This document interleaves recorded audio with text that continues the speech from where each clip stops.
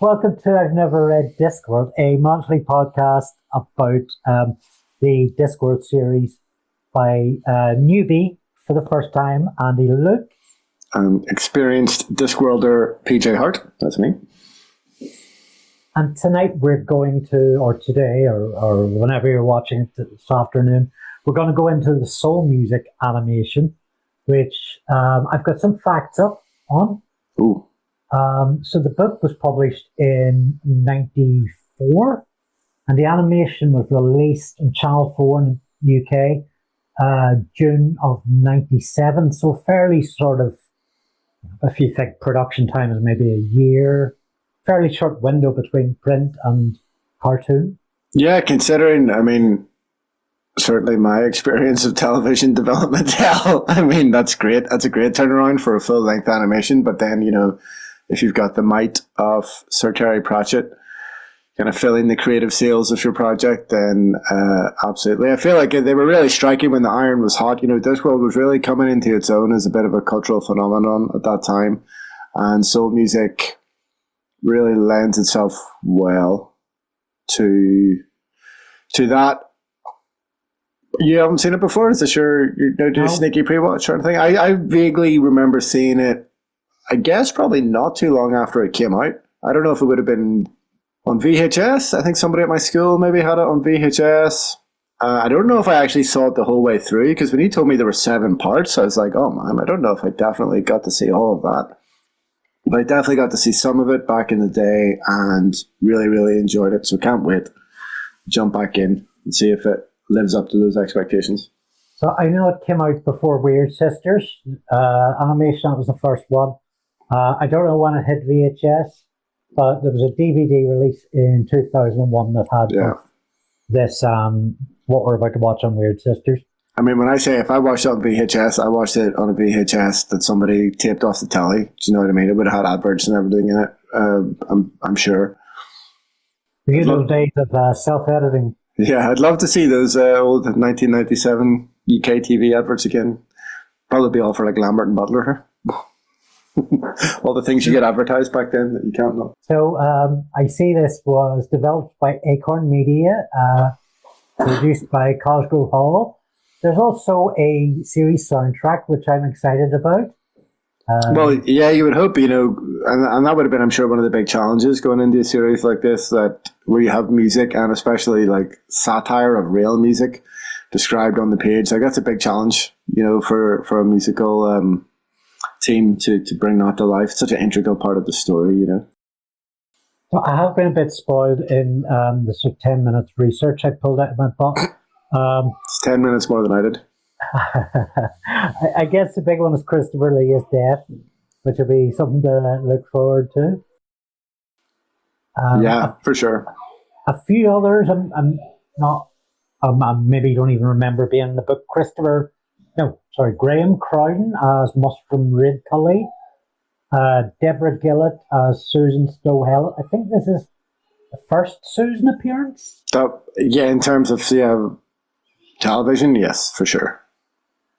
Andy Hockley as Imp E. Celine, George Harris as Lias Bluestone, Neil Morrissey as Mort for all 7 episodes, but IMDb live, right? Indeed, yeah, that'll be an interesting one to see how often he pops up in that role, because that feels like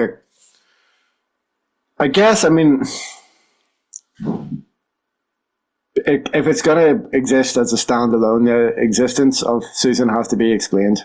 And, we know Mort doesn't really feature in the book because he's dead. But you can't have the granddaughter of death just appear from nowhere. That raises questions. So, yeah, I'll be interested to see how they work that in. Bernard Wrigley as Asphalt, one of the band. Brian Pringle as Albert. Do you know Brian Pringle's work? I do not. Well, no. Should I? I don't know. Great. IMDb also has a lot of credits, but no character ascribed to them. Jimmy Hibbert is one that I know from somewhere. Rob Rackstraw, who played the Duke in Weird Sisters, is back. Delightful Rob Rackstraw. Oh, yeah, that's good. I mean, there does seem to be kind of a Cosgrove Hall regular players, and voice acting and animation in general is such an expensive medium that when you get these talented guys who can double up and do a bunch of voices, especially like really good comedy voices, they're just like gold dust, I guess. So cool to see some familiar names back in here. David Holt as Mr. Cleet and Melissa Sinden as Isabel. That was Death's original daughter who... Indeed, yeah. I mean, every single person is credited in all 7 episodes on IMDb, so I'll be surprised if we see Mort and Isabel beyond episode 1, but I'm willing to be pleasantly surprised on that front. Just look at the 2 leads, Susan and Deborah Gillett and Andy Hockley. No profile pictures on IMDb. Well, although, I mean, Deborah Gillett's still working right up until 2023. Could be working as of right now, for all we know. And Andy Hockley played the pathologist in Life on Mars and has most recently been in all the hits, Doctors, The Archers, Emmerdale, all those kind of staples of the jobbing British actor. So Heartbeat is in there too, of course. He was also in the Weird Sisters adaptation, apparently.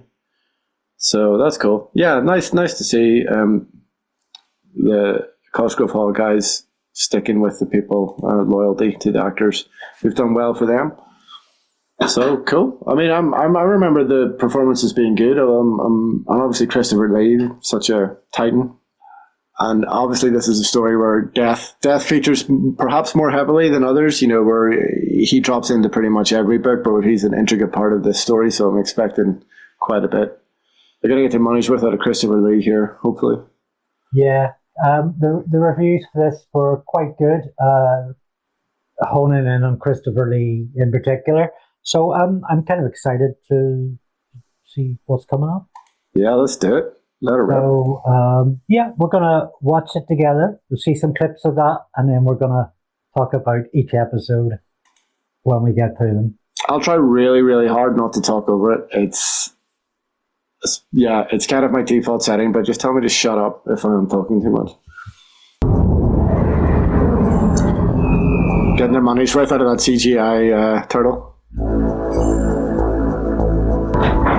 Nice.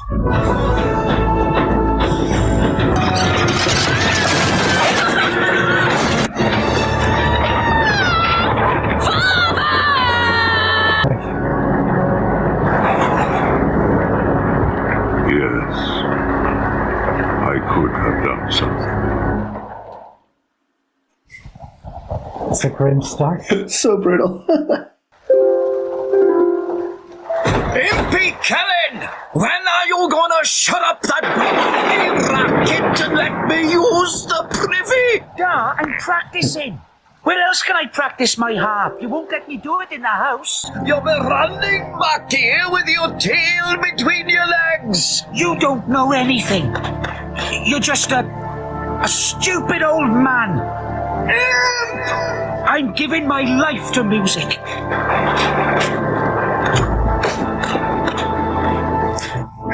Like a terraced street in the middle of nowhere. I love that. That's what Wales feels like to me. I wonder if you fully understood what has happened. I expect I will do. Susan? Susan! You're doing that disappearing thing again. Susan! It is really most upsetting! My other grandfather? I don't have another grandfather. At least I don't think so. I'm not sure.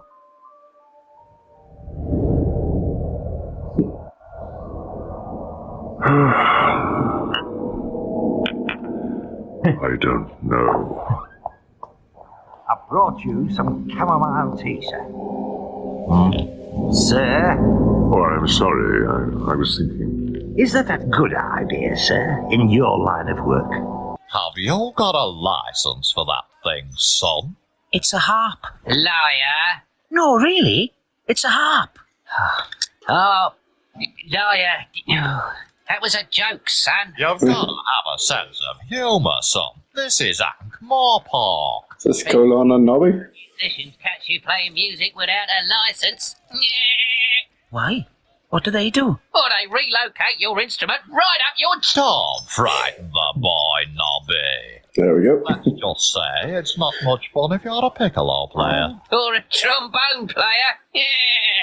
But I've never heard of the Musicians Guild. It's Nobby's too tall by far. Nobby. Excuse me. Are you elvish? Me? No? You look a bit elvish around the ear. I'm a dwarf. What's that you got there? It's a harp. See? That what you play? Yes. You a druid? No. One of them druids who like to cut up rocks and bury them in the ground. I'm a bard. I'm not a druid. I hate rocks. Whoops. What did I say? You just play the harp? Anything with strings on it. But the harp is the queen of instruments. I won this one at the Eisteddfod. Glod Glodson. I can blow anything, me. Really? That must make you very... Nearly spat my beer out there. I can blow anything, me. Music made from rocks. Can you read the sign? Are you lot together?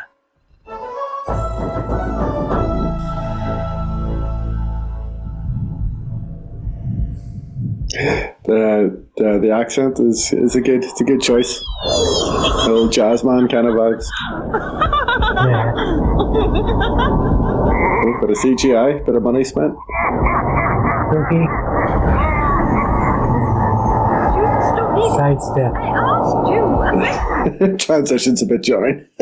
Miss. I wasn't. She's blushing. You can see her birthmark. I'm not. Stripy face. The secret of existence is to disdain earthly ties, shun the illusion of material worth, and seek oneness with the infinite. Oh, I've seen the infinite. It's nothing special. Don't be daft. You can't see the infinite. It's infinite. I have. All right then. What did it look like? It's blue. It's black. It's blue. It's black. From the outside, it's blue. Believe me. Look, my son, what exactly is it that you want? I haven't got all day. Why do things have to be the way they are?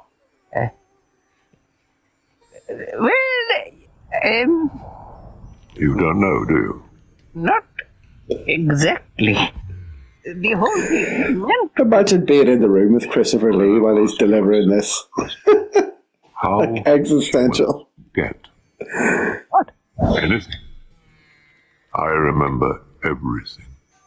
Can't let you play anywhere unless you are already members of the guild. But we can't be members of the guild unless we've played. That's right. What happens if we play without being members of the Yeah. guild? Everybody in the arts recognises that catch-22. And then we sort of confiscate you. Incidentally, you're not elvish, are you? All the puns are so much better, spoken aloud. We're coming on fine together. We're musicians. We're not like real people. Yeah, I haven't killed you yet. Sorry. I won that in the Eisteddfod. I'm really sorry, man. Maybe we can get you another one. There's a nice little music shop behind the university. Been there years. Oh, that makes How sense. do I know that? Yeah.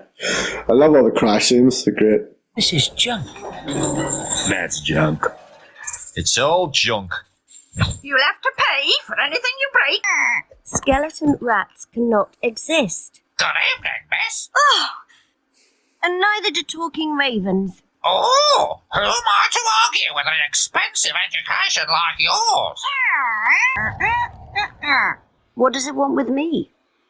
I'm not a rat. Very perspicacious of you. Look, I didn't ask to do this, you know, but... Quoth's voice reminds me of somebody, but I can't think who. He's doing a version. Is it Baldric or... Oh, I'll come right out. It sounds like 8 Edmonton. Yes, okay. Yeah, Vivian. Yeah, he's doing Vivian from the young ones. Yeah.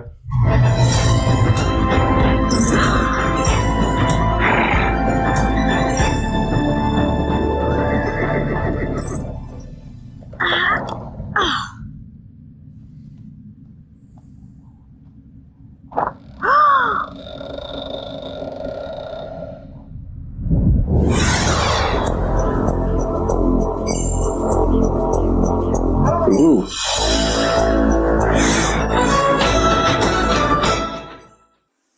Well.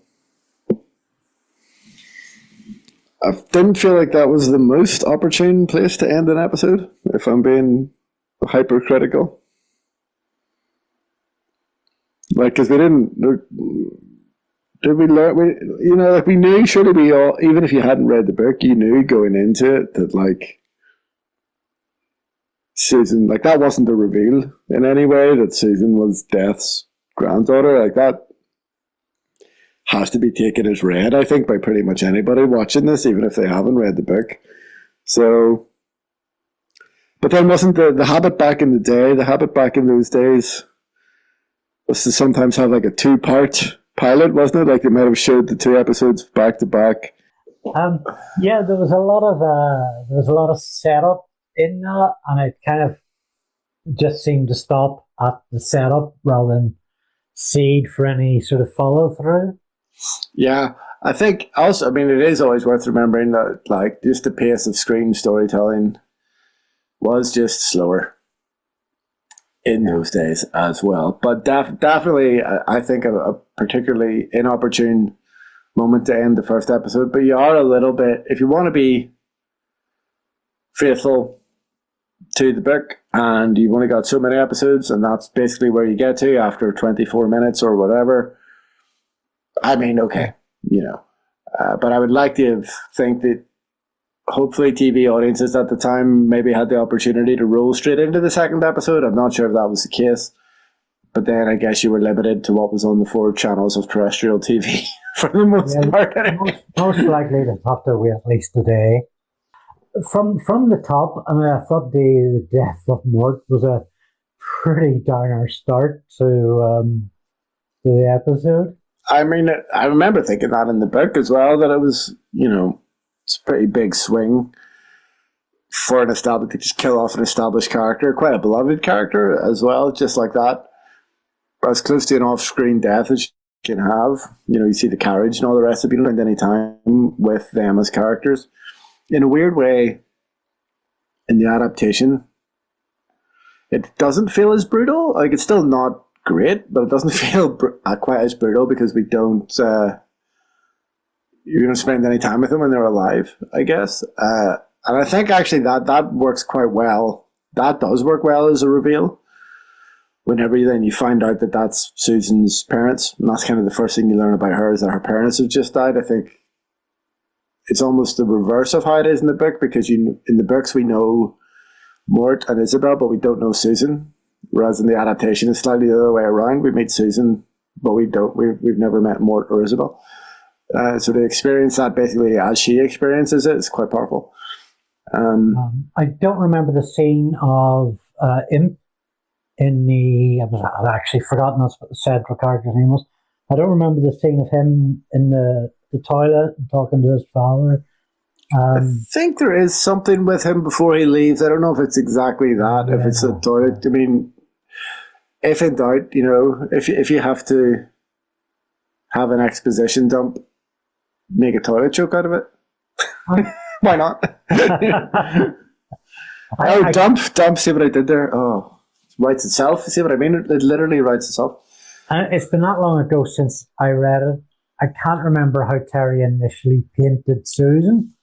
But I think this is definitely the first chronological on-screen Susan. We get the first look at Susan's unique hair.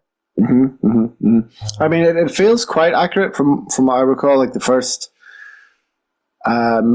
scene with the headmistress, that feels quite accurate. I can't remember how much classroom stuff, if any, there was in the book. There must have been some. I don't remember a specific reference to a dwarf classmate, but I thought that was quite a nice bit of visual storytelling. Oh, so yeah, With the dwarf girl with the bows in her beard, I thought that was quite cool. I hadn't realised Susan versus Mrs. Butts, and Susan basically just challenged her. I hadn't realised that was as early as this. I thought it was a later book for some reason. Yeah, so Susan versus authority figures is a recurring theme. Yeah. So off to a good start. But yeah, the whole business of her disappearing, and then the note on the chair. So like you're interviewing Susan Stohella, try to remember. That was a really nice bit of visual storytelling. That's a real step around and find out moment, isn't it? Yeah, but I love those little bits, because the issue with Pratchett, and everybody says, he's a really hard author to adapt because a lot of that background stuff, a lot of the gags are in the narration. So as many of those as you can translate to screen as possible, you have to do it. Otherwise, the tone of his writing gets lost. So those little details, they really, really help, I think. Yeah, it really is good at sort of amplifying the text through moving images. A really good example of that, we go from the magical music shop and we cut to the death of rats narrative. And rats is scampering about outside the music shop, which gives us a whole sort of demonstration of the environment of Ankh-Morpork.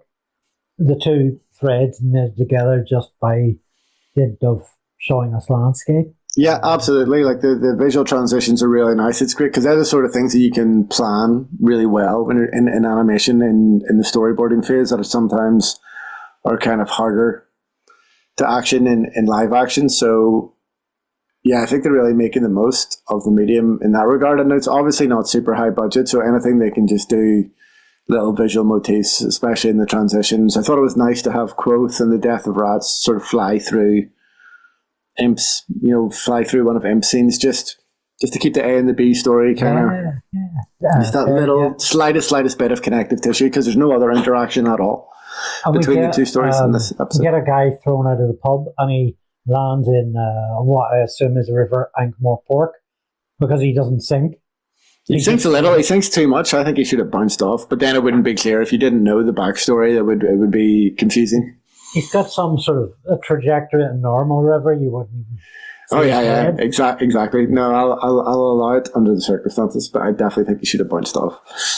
One other point on my notes is Binky showing up and breaks down Susan's resilience to these new ideas. And it struck me that Binky, whenever we see this character, is one that's always treated with some affection, some grooming, no matter who it is that's interacting with Binky.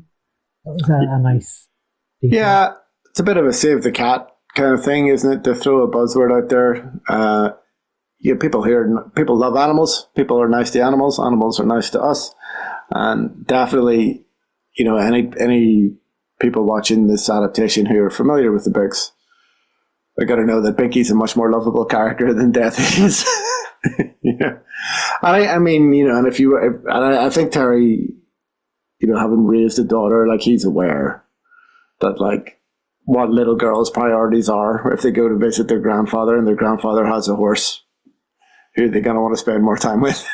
So it remains quite well observed, but it ties so well into the story, and her that as you said, that bit of realization for her to put that on Binky, I think is really nice. Works really well. Oh, and this is also the longest we've seen Death of Rats. I loved your. I love the animation, exactly how I pictured. I think the Death of Rats on your T-shirt is a bit more svelte. He's looking a bit skinnier. Yeah. A bit more paired. But very nice. I don't know why. For some reason, I decided to wear my Golden Girls T-shirt. If we're showing off T-shirts, I'm not quite sure why. I should have. I've got many band T-shirts. We're doing soul music. I should have wore a Nine Inch Nails T-shirt or something. But got to rep the Golden Girls too. And performances-wise, I thought everything across the board there pretty solid. I think the range of accents in the band is great. Tapping into a lot of musical history, got the Welsh thing going on, obviously, but then to go for like the Scouser thing, sort of going for like the Beatles angle with Claude, and then the jazz, the music with Roxanne, the jazz troll, whose name I always forget. Elias Bluestone? Yes. Oh, my Elias. Don't know why I can't keep that in my head. And it's one of those ones, like, it's definitely somebody putting on a voice, something that would probably be seen as a little bit problematic in this day and age, but actually I think the performance is really good.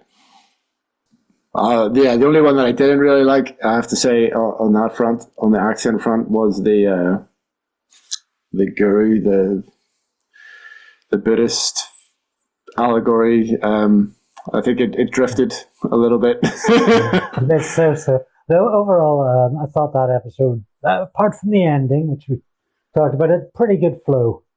Yeah, and that's probably why it, the ending being abrupt as it is significantly more jarring, because everything else, I think you're right, was flowing pretty well up to that point. I think it felt like one of those things where they were hoping that the big reveal, like the Susan is Death's granddaughter, they're trying to play that off as a reveal, and that's kind of the big ending. I would, even anybody coming into this completely blind, I really don't think that's going to play as a twist or as a significant escalation, really. Not enough to warrant a mic drop, credit roll, end of episode.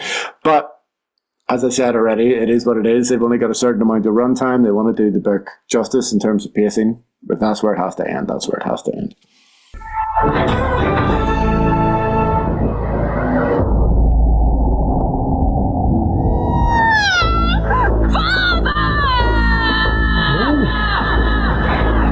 Previously on Soul Music. I'm leaving, and I'm taking my harp with me. I'm giving my life to music. Can you play it? This was probably quite expensive to do for previously on, back in 1996 or 1997. I think we just found our first gig. Susan, your parents. They're dead, aren't they? It's a lovely device, isn't it? Where's the master? You've got to find him, death of rats. Your grand... Yeah, definitely for the time. An impressive way of doing it. Stop it!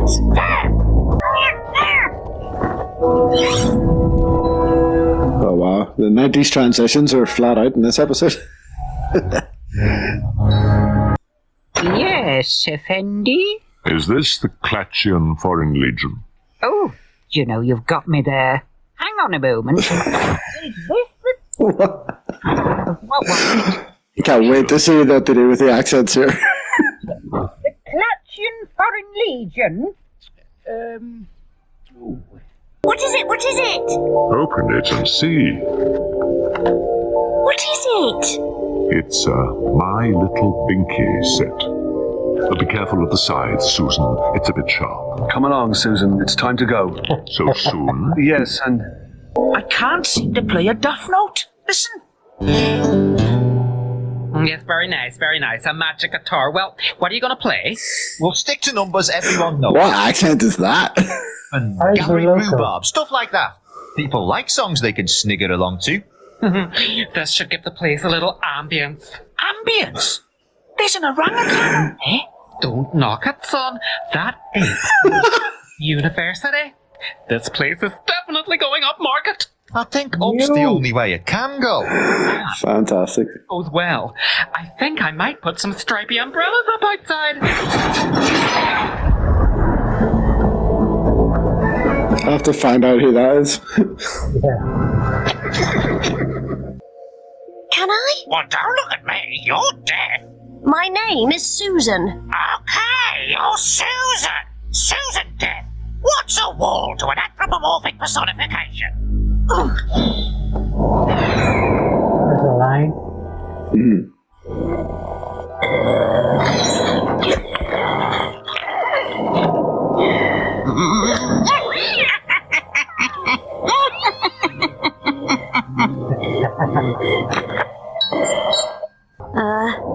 Here.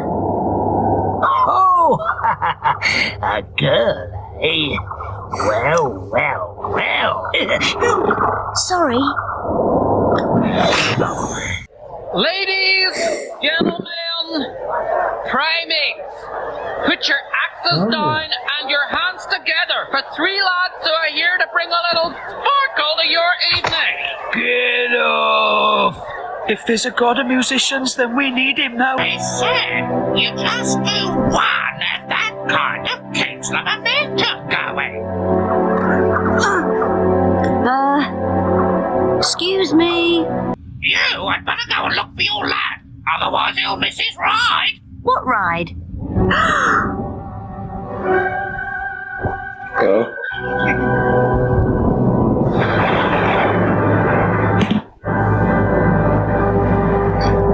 Actually going to play Ride of the Valkyries for the Ride of the Valkyries. Yeah, nice. Wolf didn't deserve to die. None of them did.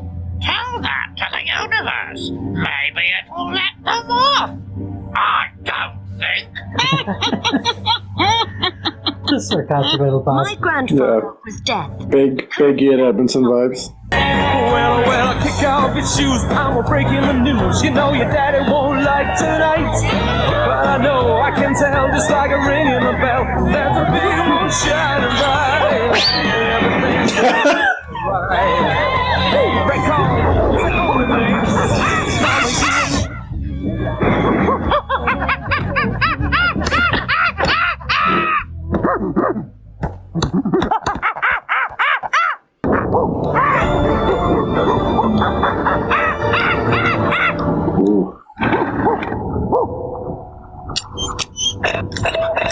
We never practiced it. It was 4 beats to the bar, 2/4 time. Melody led with the bass beat forward in the melody. What's all that mean? You're a musician, what do you think it means? I just hit the rocks, okay? That was astonishing, boys. Never heard anything like it. Here's your $5. Can you come back tomorrow night? Well, Brilliant! Yeah, I like that. Buddy, that's worse than Cliff.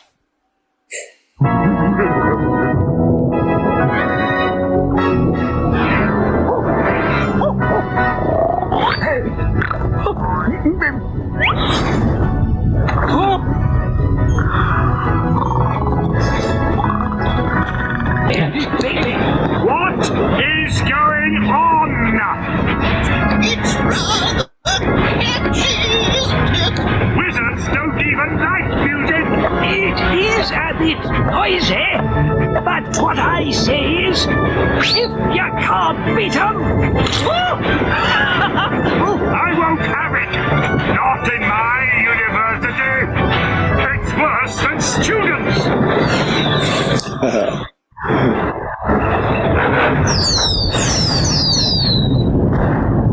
I like that Red Gilly's got his hunting hat on. That seemed to sort of fall by the wayside a bit. Dean? I was wondering, might I be permitted to paint my bedroom black? It's a bit like the shopkeeper from Mr. Bean. Oh yeah. There's something else that doesn't want Impy Kellen to die.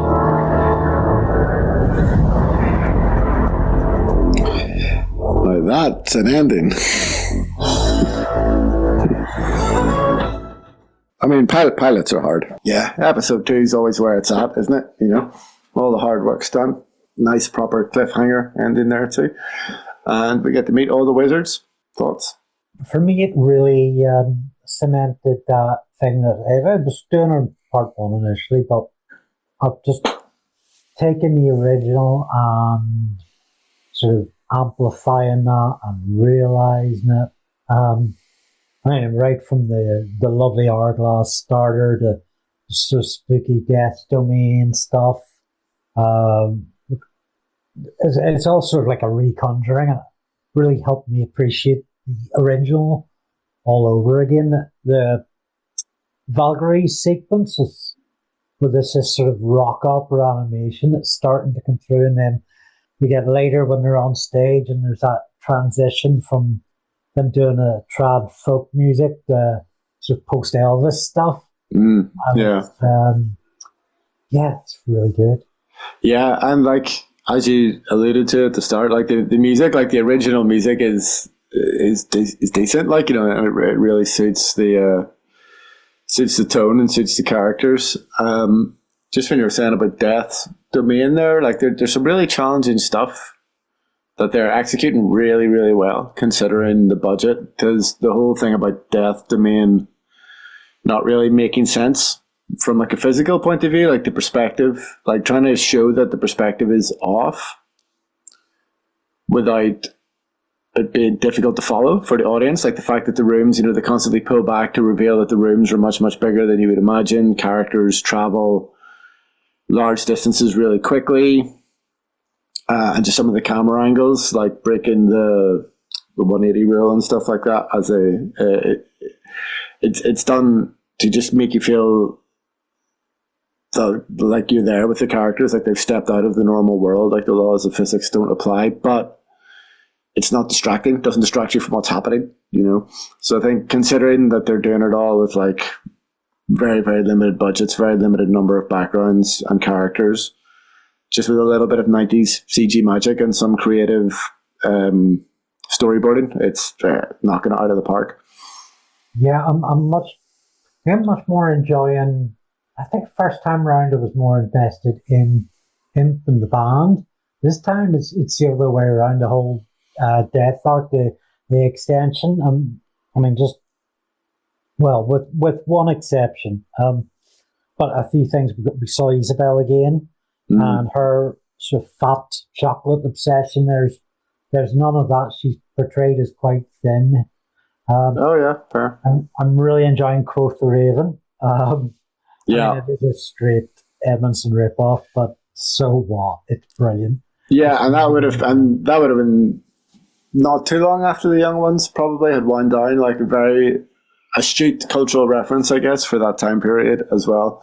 And Neil Morrissey in there as Mort, giving a pretty straight performance, you know, and Mort has to be a straight man in this, like, and he's kind of nailing it. Like, doesn't have a huge amount of scenes or anything, but like, is making it work really well. I really like how they used the physicality of the live animation to sort of show, like, almost without even saying it expressly, but showing it through the character's movement. So on a couple of occasions, Susan is out there to sort of end someone's life, but they're seeing sort of disconnected to the lifeline, and she won't cut them right away. I think it's picked up on the second time, but the first time it's left us the viewers to see, oh right, well there's an embarrassment here. It's good kind of show, don't tell. There is a lot of lore that underpins this, and this has to be accessible for non-Discworld readers, and I think they're doing a really good job on that front. I'm absolutely dying to know who does the voice of Hibiscus Donal, who is the landlord of the Men the Drum. I can't find it. I can't find it anywhere. It's very much a credits. It's very much a Julian from UTV kind of impression. It's a very local reference for. I've now got to insert that into the. Yeah, we might have to play in a clip for the non Northern Irish audience.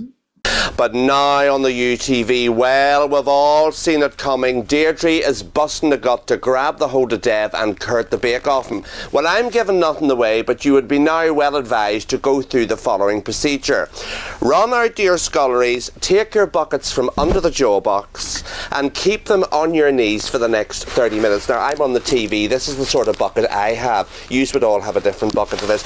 Grab your bucket and have a wee cold cloth for your foreheads, because the night's going to be the night at Coronation Street. But that has to be, I find it hard to believe that somebody who's not from here is doing that voice. It's usually the other way around. You know, you'll have a voice actor from here who will be much better at doing, you know, the generic English accents and the American accents, but it's very, very hard especially to do a stylized version of our accent, to do that kind of camp version of it for somebody who's not from here. So I'm dying to know who it is. If anybody knows, if anybody's got any leads, if I can't figure it out by the end of this episode and you have the answer, please do write in and tell us. The only little misstep that I saw was I'm not sure about Albert and how he looks visually. Seems to lack the menace that I associate with Albert. Yeah, he's not quite as rough around the edges as he could be. He should constantly have a fag end in his mouth, is my opinion. I don't know if possibly there's regulatory issues there. In the late 90s, I can't imagine that there was. I think it's still totally fine to have people smoking in adult animations. Yeah, but he's a stumpy, almost clownish figure, and he should have a bit of, if not smoke, and a bit of that sort of fierceness. Now, and the visual looks kind of get in the way of me assessing the voice a bit.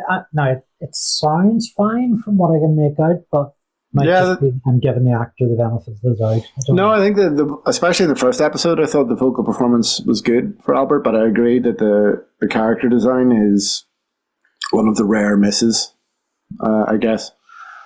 I think hopefully we'll see more of the wizards. I thought it was a nice way to introduce them, and I knew it was going to be a challenge as well, especially to introduce them this late, as in, towards the end of the second episode. But like, there's a really good example of flow there. That built quite easily. Yeah, it did, and following the librarian from the Mended Drum back to the university to tie it all together that way, that worked really well.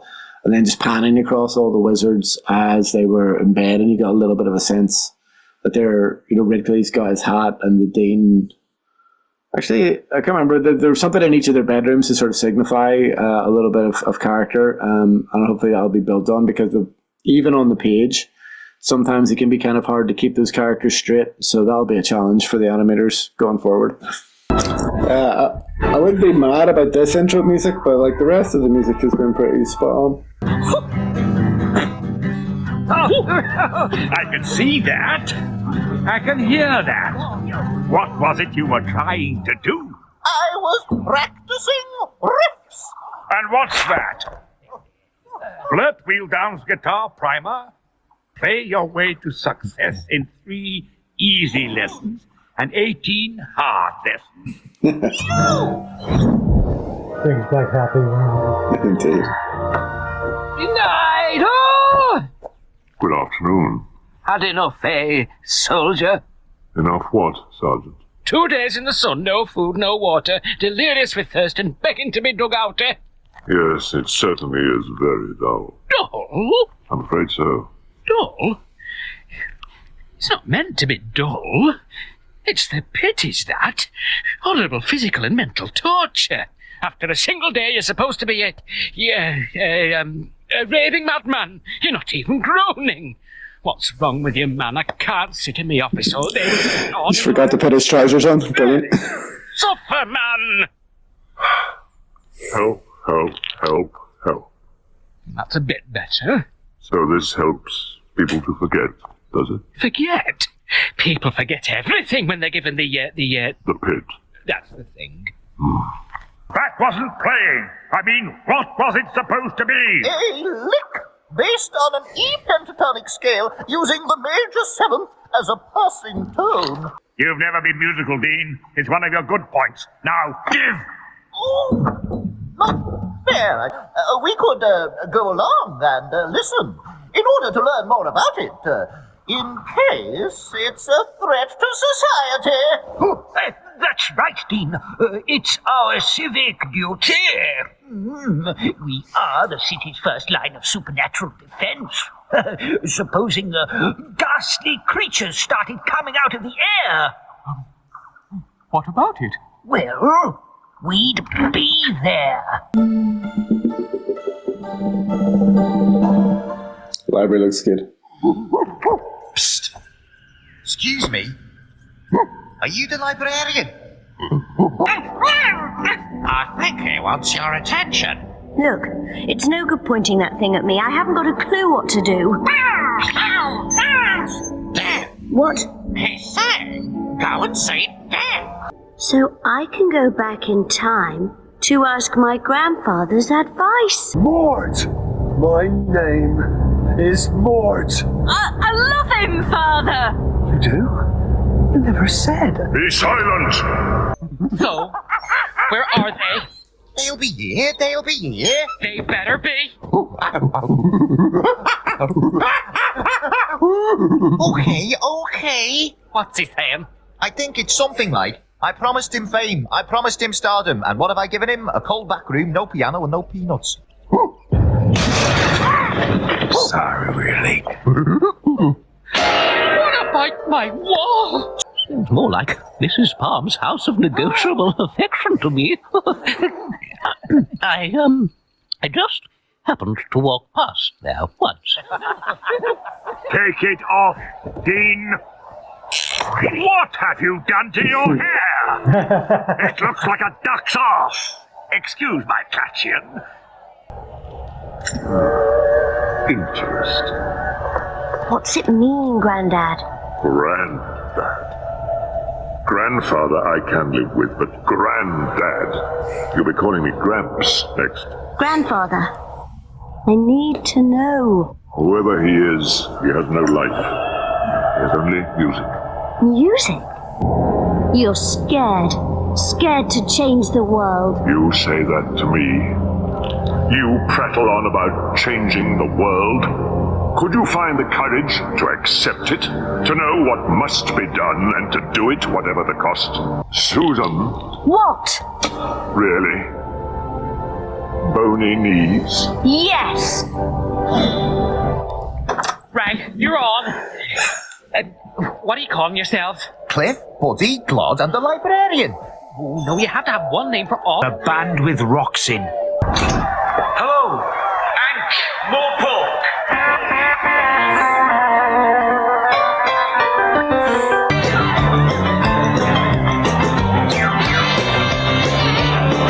Gonna tell everybody all around the world about the sweetest little wing. She's my cousin. They've all gone mad, apart from me and you.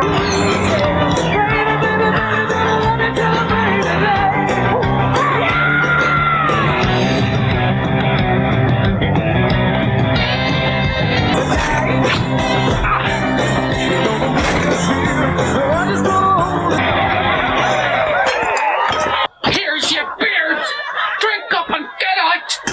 What about our fee? Have you Heard that before? I'm there. You owe me $50 for repairs. Business is the game, Dibbler's the name. See? Hey. Dibbler. I dare say you've heard of me. No. Cut me own throat, Dibbler. I do business, you play music. You need someone like me to protect you from people like him. All you have to do is sign. Right here.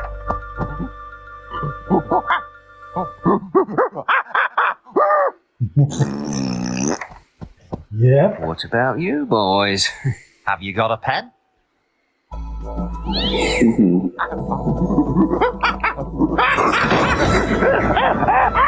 Oi, my wheels!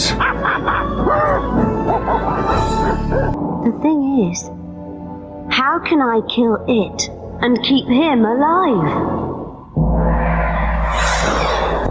I don't remember. I don't know what to say on this more than I'm really I'm helped by the big musical number.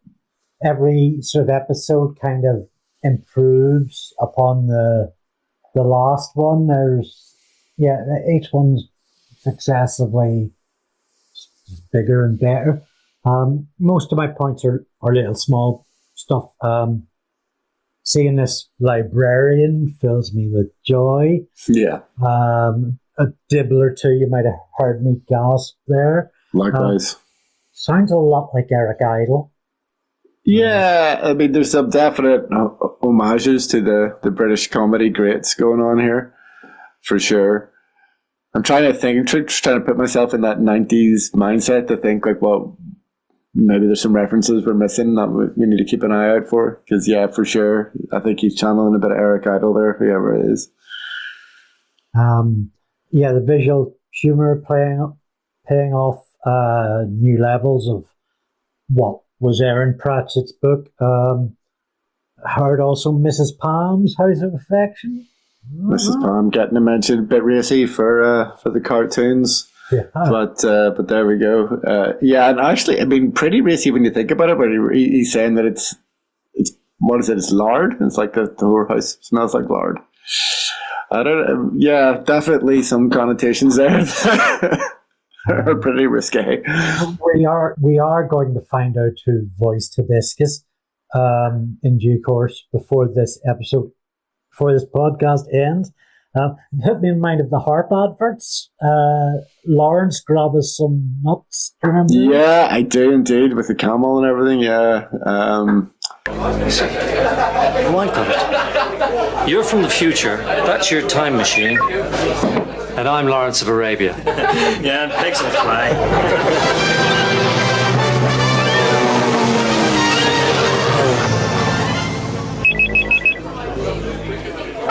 Lawrence, give us a pint of hop and a packet of dips, please.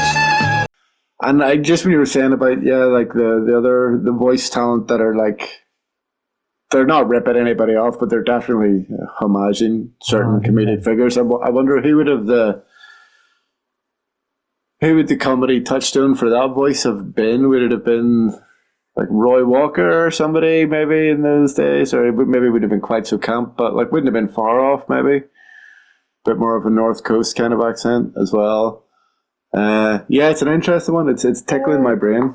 It strikes me that I mean it feels to me that Northern Irish type actor or performer, shall we say, is quite a big part of the national culture, but it's not so often I see it exported. Exactly. Our Jimmy had quite a few camp characters, but that's going way back. That predates this by significant margin. Like, you know, it definitely wouldn't have been kind of a national kind of phenomenon. It's a tricky one. This, yeah, I'm so curious about every aspect of it. Like, why? First of all, who's doing the voice, because it's good as well. Like the accent is good, and secondly, like, what was the creative decision to go that way with it? Is it like a specific promoter or a specific entertainment industry character?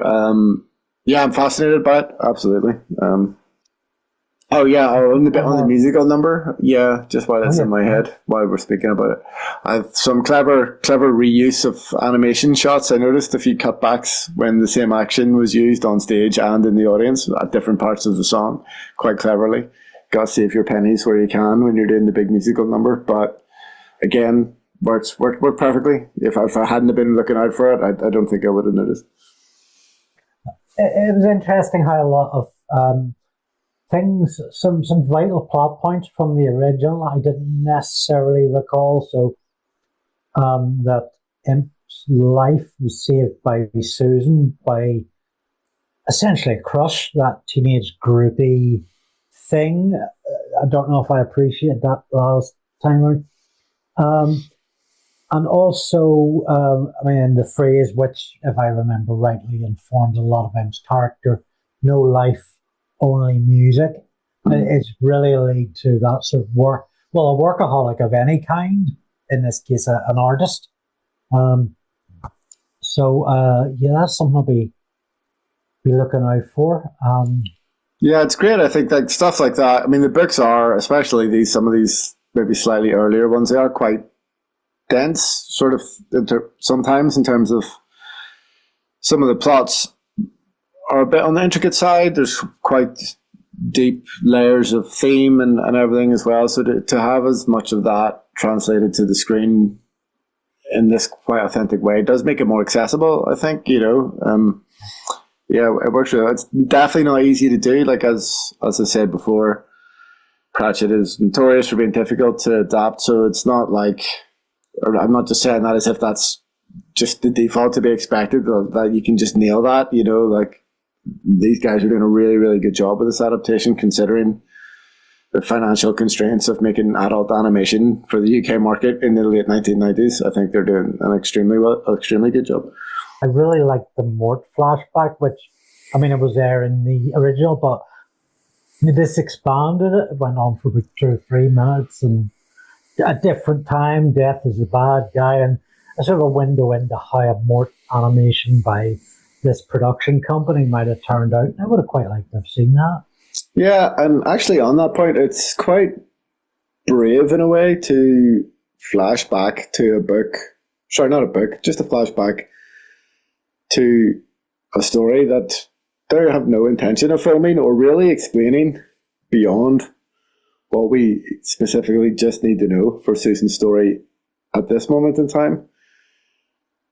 I sort of feel I don't know if you would get away with that to the extent these days, like to just drop the audience into the middle of the story like that and just allow them to draw their own conclusions. It's good storytelling, but usually it's the sort of thing that makes executive producers wring their hands nervously, you know? I think nowadays production committees would come down a lot heavier on it. But I mean, looking at this example of that technique, it doesn't really interfere with the flow of the story. It just feels like having already been to Mort twice, it just feels like an extra Easter egg, an extra bonus. Yeah, and it doesn't need to be explained any more than it is in the form that it's currently in, which is pretty close to the form that it's in the book, from what I remember. The urge to over-explain the backstory has been resisted the whole way through so far anyway, and I think that's really admirable. I think if you are going to do that at all, like this animation is done, like 1 minute really isn't enough. You do need to go an extra. Yeah, as I said, that scene plays out almost identically to the page from what I recall. So I think that they've been really good to be faithful to the flashback there. Hopefully they're not going to contradict me now and have an extended one in the next episode. Get their money's worth out in Neil Morrissey. We'll see, I suppose. Good. Yep. I don't love that logo though, I have to say. You don't? No, it's a bit too straight 80s fantasy. I feel like it could do more to kind of feel contemporary or feel a bit more comedy. I don't know. Nitpicking now, but I think I like it.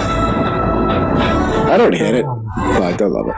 This whole secret type thing. Yeah, I love it. The music could probably be a bit different. It starts with every episode with that. It's very Is this Taste of London? Father! Matt Berry. Where's Roxanne? My first day is death and everything's going wrong. That's a nice Don't device. say death! I wouldn't be in this mess if he hadn't gone away. That wouldn't have been particularly easy or particularly cheap to do in 1996, 97 either. That effect, that My 3D grandfather's had motion Bryce. would have been reasonably expensive. Quite possibly done on an Amiga. What was the plug-in for the Amiga that you could do? They did a lot of Babylon 5 special effects with it as well. How can I kill it? Toaster or something that had some silly name. Yeah. It's the video card plug-in for the Amiga. Anyway, let's watch the show. It's beyond belief. $270. That's what it cost to get you lot out of jail. What were you doing?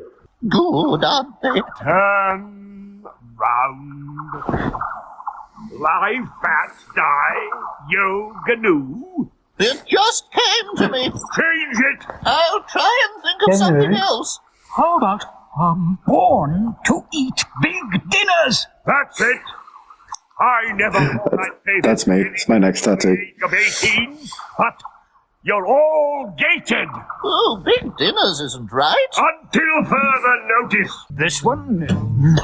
Will it go?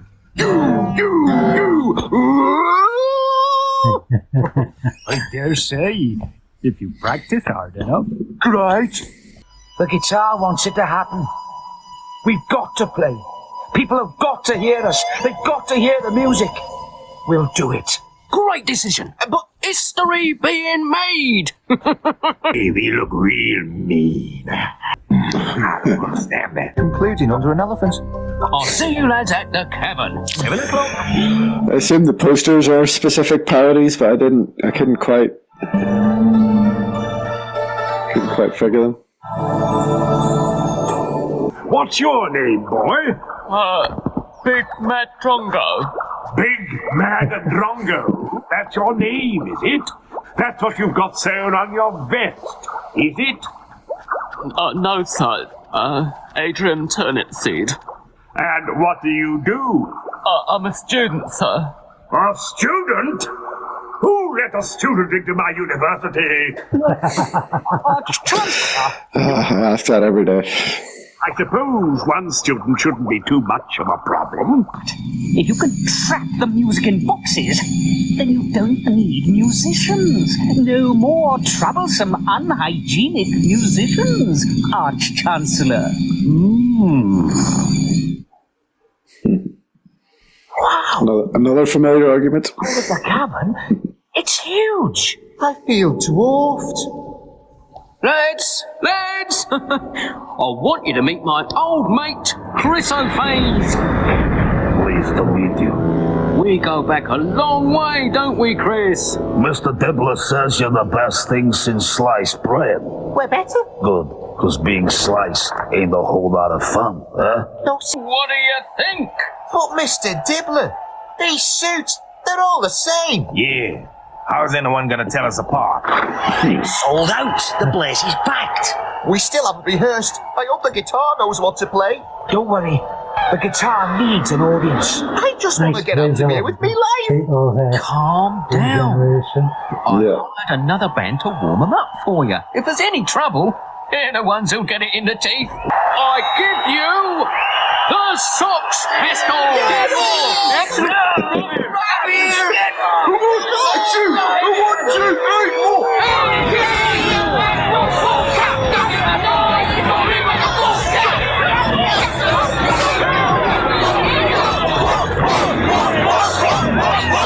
I need to imbibe vast amounts of alcohol. Vast amounts? I need to forget.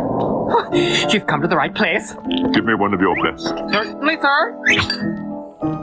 It's got a maggot in it. That's a worm, sir. Oh, that's better, is it? It's supposed to be in there. That's Mexical, that is. What's it like? Well, it's sort of... I wasn't talking to you. She won't change her mind, so I think I'll bide my time. Now I know she Look! What is it, sir? I think it's time to pursue another line of inquiry. Just a few dates. Pseudopolis, Stolat, Worm, and then back for the free festival on Wednesday. Ooh, Death was at the concert. We have to talk to him. I'd rather not if it's all the same to you. We must summon him. Charlotte Zimmer, Ovum Clappus, Totale Nacus. It's right, but you'll see me again and you won't like it much, because let me tell you... Inanamente defunct igente, where neftis right aschente. I am... That was surprisingly good CGI. Jocus Nanus Mortus Cum!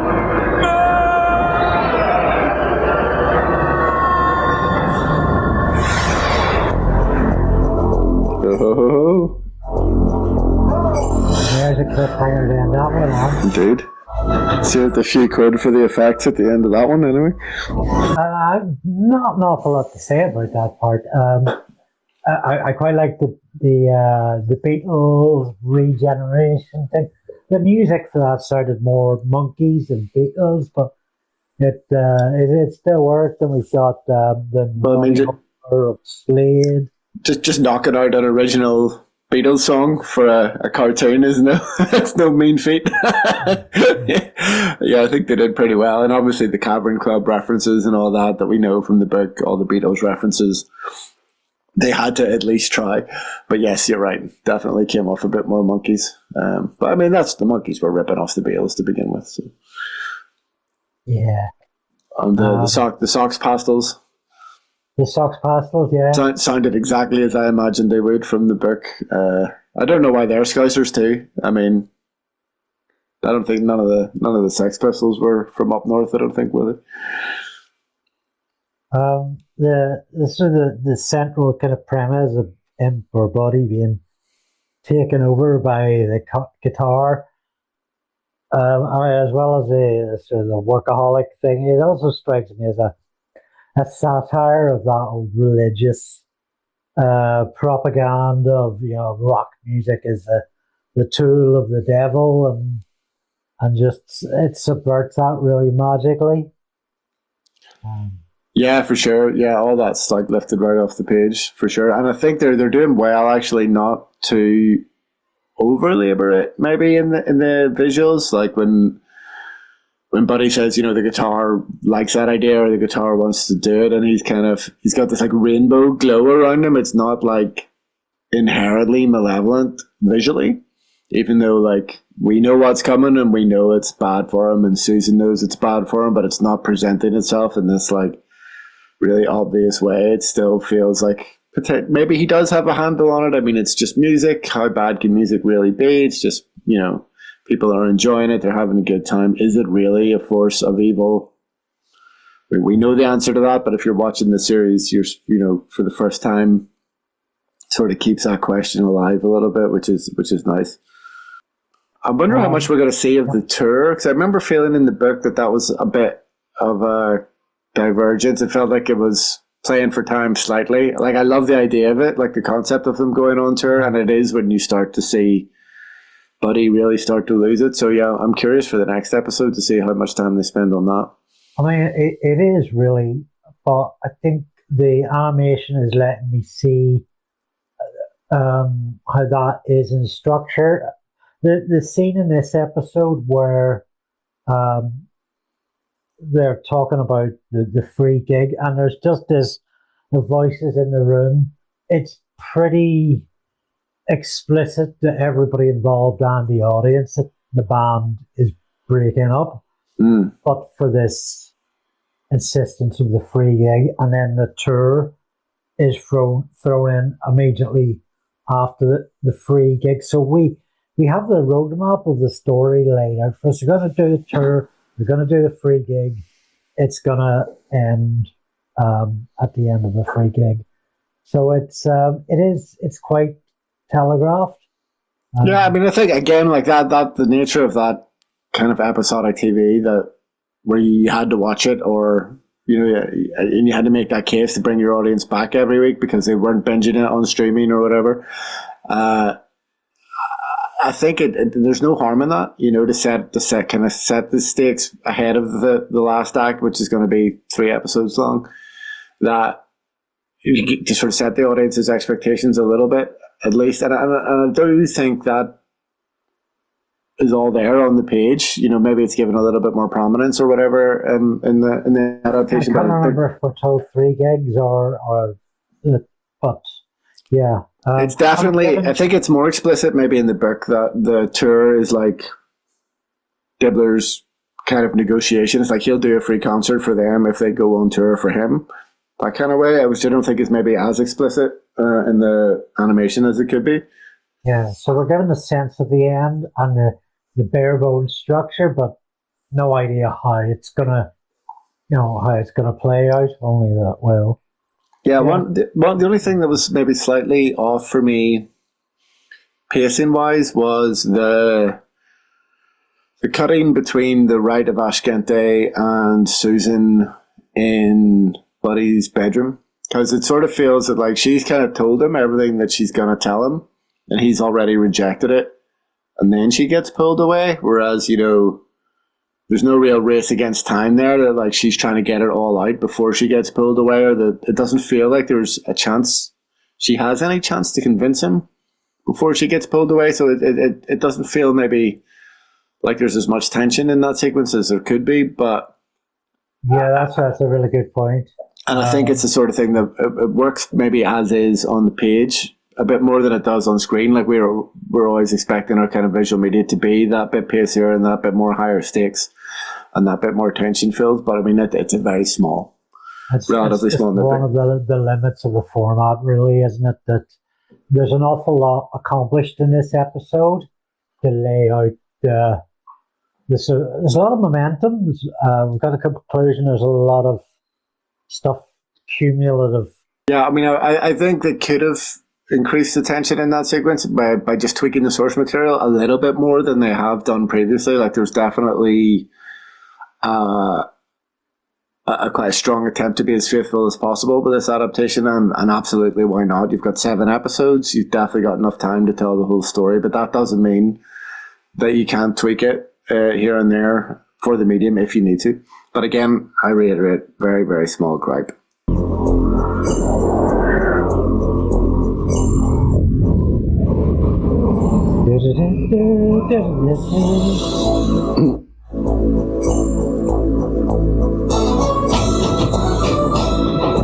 That's good.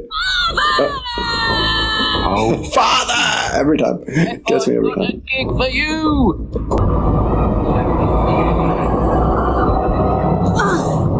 And that was a nice transition. She hasn't even got a scythe. You were saying? Bob, always thought it was time for a change. Right.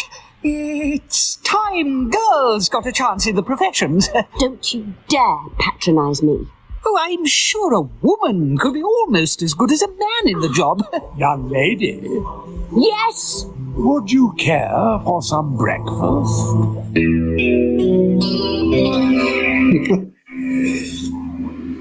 It's getting bad. Yeah. Ever met a zombie? Really beautifully styled artwork. No why. Yeah.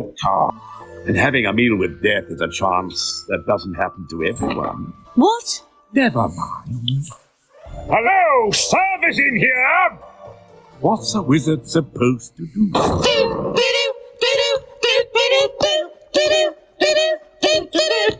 Don't kill me. You went to the bathroom. Forgot about this. Any chance of some breakfast? Certainly, sir. Here you are. This isn't breakfast. It's some kind of beef patty. And you fried it. It's my patty and I'll fry if I want to. Fry if I want to. Fry if I want to. What on the disc is it? It's a burger. You're telling me. Take it away. Bring me some porridge. With relish? Happy, sad, I don't care. Just something we can eat. Yeah. I only eat muesli at breakfast. Yeah. I beg your pardon. Yeah. Good grief. I said yeah. That's what I said. I said yeah. Gone off somewhere, and the next thing I know, I've inherited the whole thing. I mean, I didn't ask for it. Being deaf isn't what I wanted from life. It's certainly not something you get careers leaflets about. Yes? Can you fix this? Ooh, it'll cost you. You take teeth? That'll do nicely. Pulp Fiction vibe there. Oh, definitely. You know something? What? You're my best friend. Am I? Come here. Here. You want to know a secret? What? You know what it's like having a memory so good. Right. So good you can even remember what hasn't happened yet. Yes, that's true. That's me. I believe you. I know exactly what's going to happen. All the things, terrible things I have to do, looming up like all those iceberg thingies. But you mustn't do anything to stop them. Because it's law. It's got to be a law. Just got to do anyway. Tom? Whatever you say. See this glass, right? See it? It's like memory. More stuff you put in, more stuff flows out, right? Anyway, everyone's got a memory like this. Keeps humans from going mad, except me. Poor old me. I remember everything. As if it happened only this morning. Everything. It's funny how things come back to you, isn't it? Just remembering that this is Sir Christopher Lee doing this is just incredible. Like,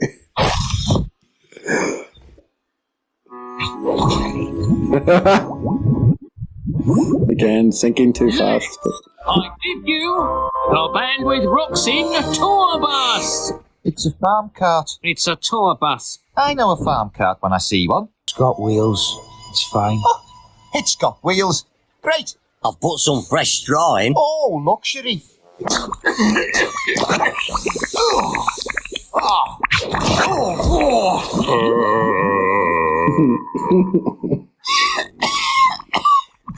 Oh, sorry, mate. I didn't see ya. Coffin, Henry. Pleased to make you Coffin Henry, close. Too coherent to be Fallon. No, wait. Come back. Don't do it.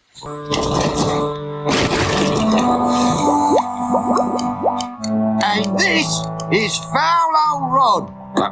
There you go. Yeah, the Duck Man. You look like death, mate. And not very warmed up. Here, have some of this, bugger it. A toast to our new friend. Bugger it.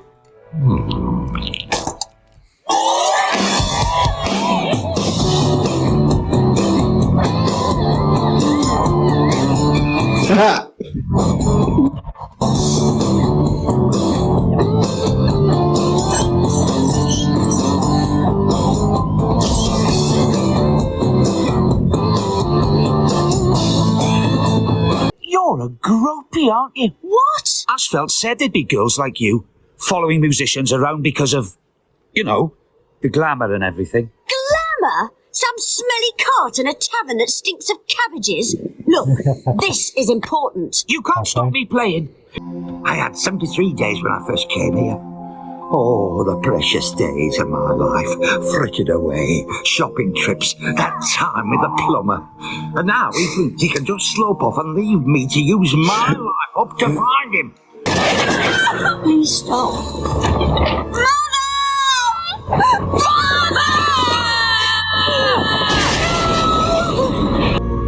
They died instantly. I could go back and save them. For what? A life that has run out. Some things end.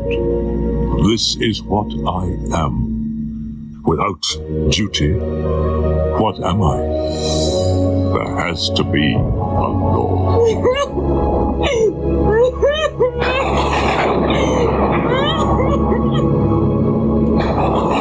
You know, Michelle Dockery would have been brilliant in this.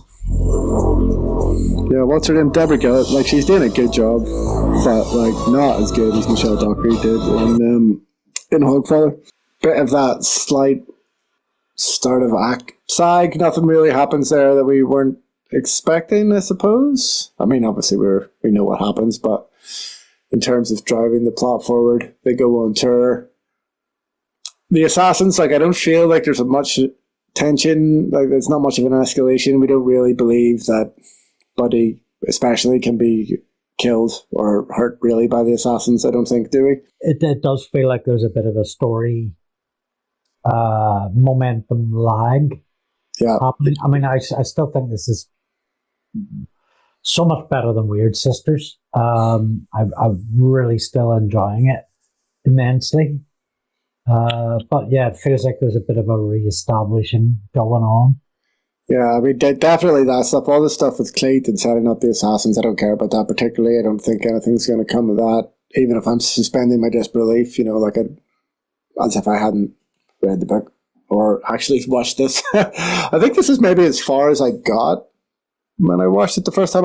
Or maybe I didn't quite get this far. I remember very clearly death in the Clatchian Foreign Legion. I don't remember specifically him in the pub, like that extended bit, which is absolutely glorious, like worth the price of admission alone. You know, regular listeners will also know that nothing pleases me more than a Discworld pub scene. And Sir Christopher Lee delivering like on point drunken performance as Death, having an existential crisis across the bar from a bored camp Northern Irish barman is just my idea of heaven, I think. So that episode is worth it for that alone, but there's not a huge amount else around that's really doing it for me in this one, if I'm honest.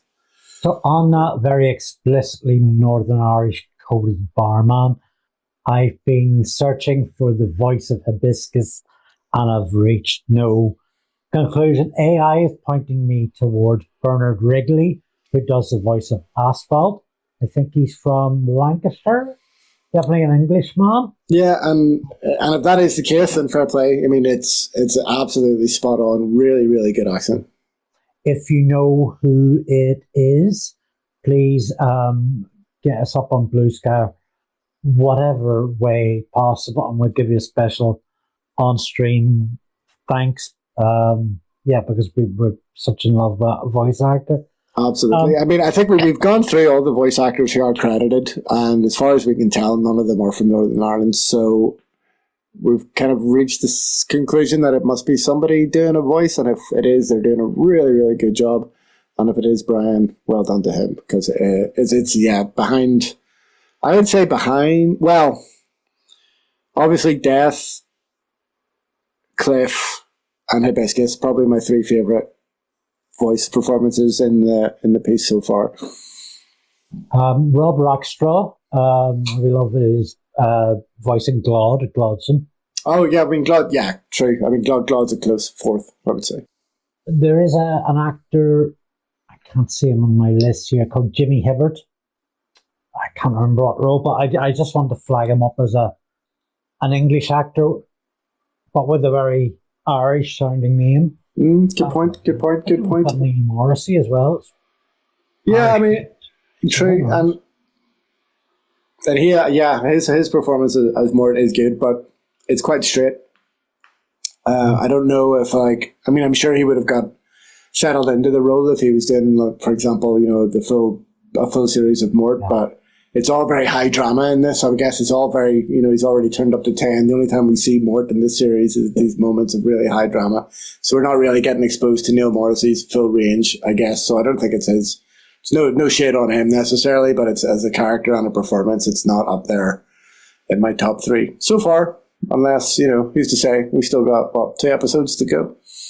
I do want to talk about the animation a bit because it is part of why this is resonating with me so much. I mean, Imp is really properly stylized. He looks like a Ryan Hughes drawing. He's got those big blue Disney eyes. Yeah. And actually, a lot of the characters in this remind me of the progressive British comics wave of the 1990s. People like Shaky Kane, people that popped up in Deadline, Revolver, Toxic, Crisis. A lot of really good people. And also the animation of Death. He just looks so lifeless, so just unmoving, just staring straight ahead and completely still. I think the animators have got him just right. Yeah, I mean, the ultimate straight man. I mean, they're doing really good stuff in the drunk scene, which is potentially one of my favorite scenes in the whole thing so far. We're just playing with the shape of his eye sockets. They're doing a lot there because he's drunk and he's not as stoic as he has been otherwise, and they are getting a reasonable range of emotion out of the face. But yeah, I agree that those moments where he's just playing it completely straight like that with less emotion in the face, less movement in the body, as a punchline is like when he's playing off against the Foreign Legion officer, for example, is really, really funny. It's great. It's really carrying this whole thing. Certainly this episode it's carrying it for me. I found the latter scene there where Susan shows up at her mother's and father's death quite affecting. It pulled a lot of emotion for a 2-minute scene. Yeah, for sure. And I don't know, depending on how you edit this, whether it'll make it in or not. But I mentioned as we were watching it that I thought Michelle Dockery, who plays Susan in the Hogfather adaptation, I could see her in that. I could see her absolutely nailing that. It is one of those scenes where, I think the voice actor for her she's not struggling per se, but I mean, I think Susan is quite a reserved character, and there's a limit to kind of how much facial nuances you can portray in this style of animation. And they lean into that with Death because he's a non-human character. But for the likes of Susan, it's then harder. More has to come through in the voice, and I mean it's there, but like the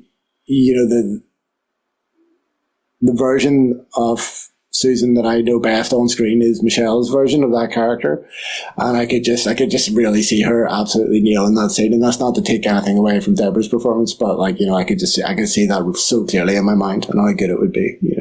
I mean, it's I brought up something I completely really forgotten about that I do more associate with Hogfather, which is the Susan Ridcully conversations. Yeah. Much bigger here than I remembered, and I guess Hogfather is a nice reprise of that. Yeah, good point, actually. And that scene played well. I thought at the top of the scene, it looked like they were maybe trying to save a bit of money. Like the Great Hall was pretty empty, and it was like, oh, there's not a lot of movement here, but obviously they were saving it for the three waitresses and the harmonies and the dancing. And actually, it was great. It was really, really good. I'm quite surprised. I'd forgotten about that whole skit, and it was really, really well executed. And just because of recording limitations, I'm not going to go and have time to go away and listen to the soundtrack. So presumably more of it will be shared in the coming parts, which I'm just going to lap up. Hell yeah, let's do it. Will I bring it forward a bit? The dynamic lighting, and now I wanted to talk slightly about the dynamic lighting on the sun passing underneath the belly of Greta Thun, which is, again, pretty good 3D animation for UK terrestrial TV, 1996. And you'll notice we don't see it in any of the other shots because it would have been extremely time consuming to render. But just the light of the sun tracks, we got some proper dynamic lighting from that, and a wee bit of reflection on the turtle shell. That's, again, pretty impressive technology for that day and age. Like you said last time, though, there's just this little bit of really tactically deployed movement, like the blink. Only one of the elephant's trunks moves. All these little things where they're like just showing enough movement, just showing enough lighting, just to make it feel like it's almost there. It's really, really good for the time. Yeah, this is like such a multi-layered sort of introduction to each episode. It's really economic with how the choices are made and what to include in that three-dimensional presentation. As you said, it's like really, it seems ahead in terms of computer graphics for the day. Yeah, it does, yeah, and something I intended to look into between recordings and then forgot.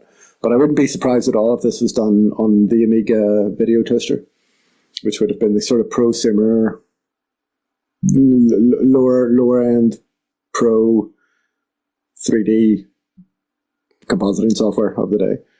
And just note how the multi-level layering of the hourglass kind of mirrors Great Atuin and the elephants to the top and the disc. Yeah, it's all those nice round shapes. They're even that. Being able to do that on these kind of budgets, where previously CGI would have had to been quite hard and angular, especially at this kind of price point. Bringing those nice rounded shapes is kind of showing off in a way.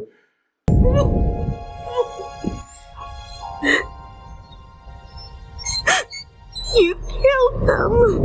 Father! Just can't take it seriously. Don't you care about anybody? Yeah, nice. Hello, Suitopolis!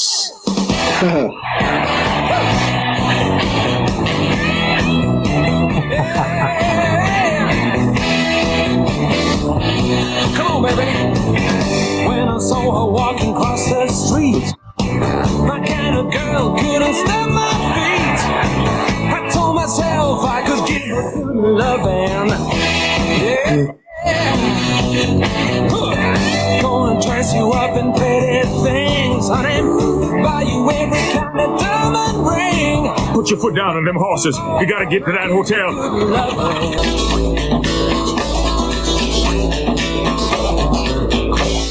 Come on, gentlemen. Haven't you got holes to go to? Yeah. We're shut. I can smell him. He was definitely here. I knew it. Everyone comes to the mended drums sooner or later.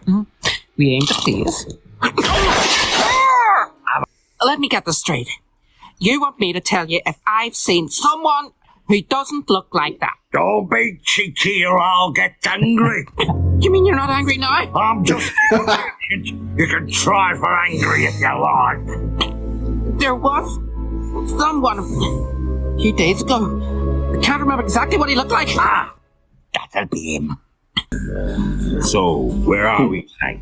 Quirm. What happens in Quirm? They make cheeses. Cheeses? Hello, Quirm!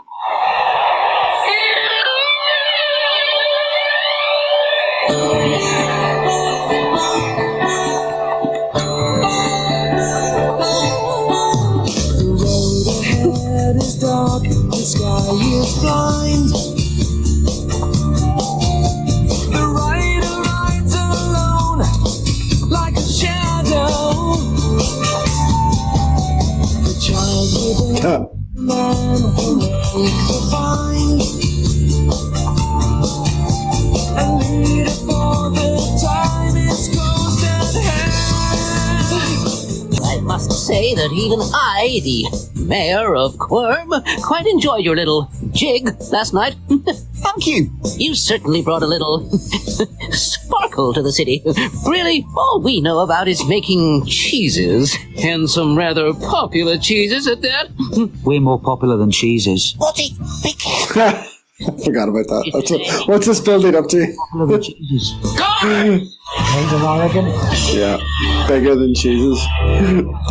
Buddy, I know you're a genius and the greatest musician in the world and all that, but do you think you could keep your mouth shut next time? So, where are we tonight? The Stolat Stadium. Do you think there'll be many come to see us? Nah, 3 men and a dog, I bet you. Hello!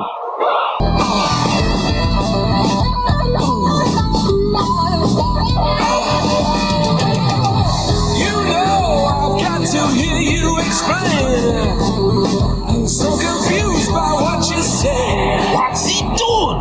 Is he crazy? They'll eat him alive! I can't look! I don't believe it! But something aroused is touching my soul, and I know she must be some kind of angel. Oh God, I can make you so happy! Likes you? She just threw a boulder at you! That weren't no boulder, that was her underwear.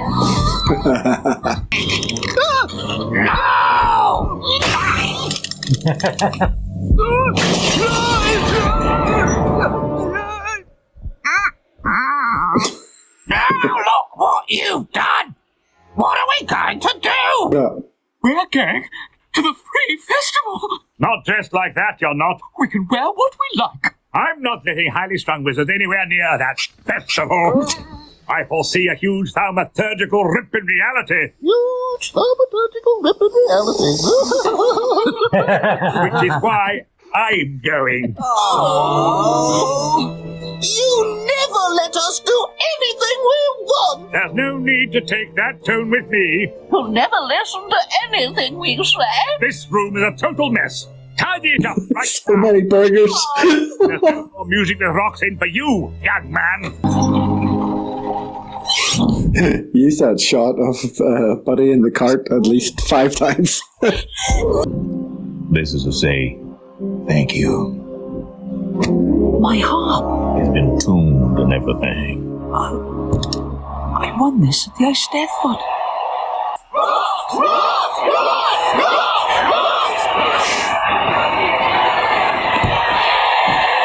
Free festival.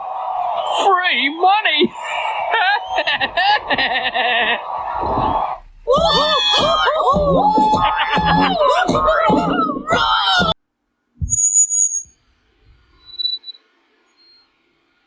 Woody, you've got to play something, or we've had it.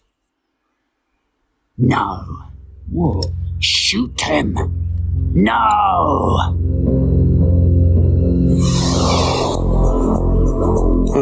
Dun, dun, dun, dun. That's an ending. So yeah, we just watched part 6. The penultimate episode. So there's all the tour stuff. I feel finally when it kicked in was pretty fun. Like this was jam stuff. I mean, the structure of at least 3 dates in that tour in this one episode, along with tons of other stuff. Am I remembering this right? Was Gaspode in the book? Gaspode is in the book, right? He's not in the... That's true. I mean, that one's to take a bit of explaining, I guess. But some of the stuff, some of the kind of callbacks, like Wrigley being like, oh yeah, I'm expecting the demons from the dungeon dimension, which for book readers is a bit of a sly kind of callback to moving pictures. Which is obviously where Gaspode first met Gaspode. So that kind of little link and connection has been severed. But I mean, that's fair enough. It's meant to be a standalone kind of animation. The fact that it already has to call back so many times to Mort just to make sense of it all like that. Yeah, so it is what it is. You've got so much. I mean, let's start with the musical numbers. Like genuinely lovely music. And visuals do along with them. We get the Blues Brothers one first, which just won my heart, just hooked and pulled me in. We get the hippie version of the Beatles. We get Sergeant Pepper Beatles / Jimi Hendrix. Yeah. When it comes to Stola. Just all looks brilliant. We get Fallon. We get Albert and Quoth and Death of Rats forming this kind of young ones dynamic, and the wizards as teenagers just have me in stitches. I'm at the end with them pirating Glastonbury.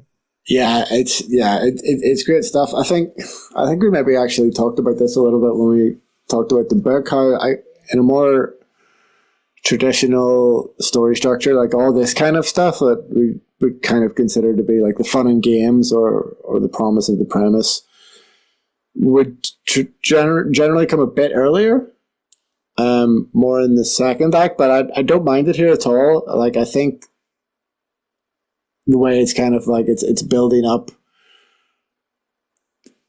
because all that stuff's playing out alongside this really, really clear storyline about Susan and the music being evil. So actually, like, the later we leave this, the later that the joy comes, then the harder the fall, because obviously this fall is coming in this next episode.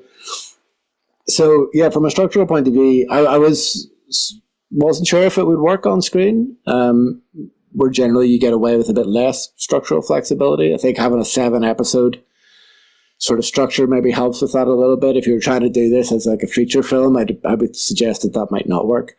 But it actually works pretty well across the 7 episodes. I feel like pacing-wise, this has been pretty faithful to the book from what I remember. Not a lot of changes. Yeah, I say maybe the stuff with death and the beggars, maybe I feel like that goes on a bit longer in the book, and there's more to do there when they have Gaspode to do a bit of translating for them and everything. But other than that, I mean, it's super, super faithful. Yeah, one of my criticisms, if I remember rightly, Pratchett about this time is him leaving the finale right to the last moment and then trying to have 3 of them. Yeah. But this time, the momentum in part 6 seems to have been built off. Like I said, part 5 had lagged a little bit. Yeah, almost as if it was setting up the sort of the trampoline for this one to bounce off. Yeah, I mean, it would have been weird to split the tour across 2 episodes. Yeah. And you couldn't have had the death in the pub and the tour in one episode, because it's all your chickens, or most of your chickens in the third act, comedy-wise and set-piece-wise, in one episode, which you couldn't do. So yeah, so I kind of get it. I think it would have been weird. Well, I don't know if it would have been weird, but it certainly wouldn't have been as impactful had the tour been split across 2 episodes. So I get it. Like I totally get why they made that decision. I think given the various options on the table, if they planned to stay as faithful to the book as they did, then that sort of fell the way it had to fall, basically. So yeah, very, very few complaints about that one. It's great, actually. Yeah, just when you were rhyming off all the storylines that are starting to come together. I mean, for what this is, for the budget that they had, like that's a lot of characters and a lot of storylines, you know, to be animated and voiced, all coming together in one episode. So I mean, there's got to be more costs than your average animation. I mean, I mentioned it again. I don't know if it'll make it in. Like there's a lot of clever reuse of shots. I think there's this one particular shot of Buddy in the cart that gets used at least a half dozen times, which is fine, you know, in context. It's makes total sense. A bit of reuse of shots usually during the gigs as well. But you're right. I mean, it's tremendous. Every gig, there's a completely new outfit for each of the characters, new different dance moves, different choreography, different lighting, like really fairly intensive stuff from a production point of view. Again, I know I keep saying, given the time period, given the budgets that would have been available for a Channel 4 adult animation in the mid-1990s. So, yeah, I think like they're massively, massively over-delivering on the brief. Yeah, fantastic. Let's go into the finale. Yeah, hopefully they saved a few pennies for the finale. I'm sure they did. I can't wait to see what they come up with. Again, I feel that this is definitely patrons only material. I can't even play anything that anybody will recognise, probably.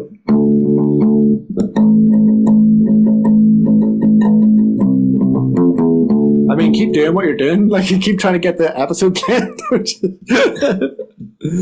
about a little Rage Against the Machine?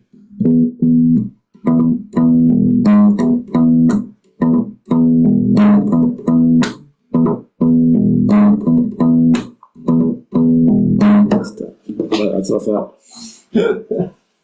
Before the music with Roxanne takes me. Father! I could have the last father. The last one. I'm gonna miss it. I hear that in my sleep. Too late. If I don't play, I might as well be dead. Have you seen this person? Death? We just threw him in the river. Such good delivery. We just threw him in the river. Amazing.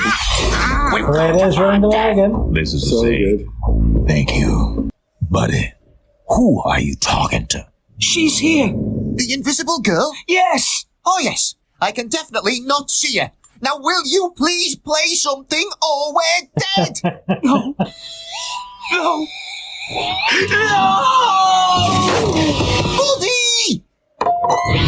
No! Let me play it! Just once, eh? Come on.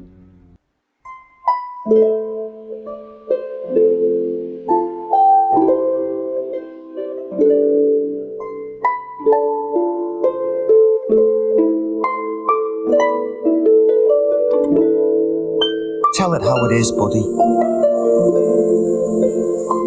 This doesn't sound like music with rocks in.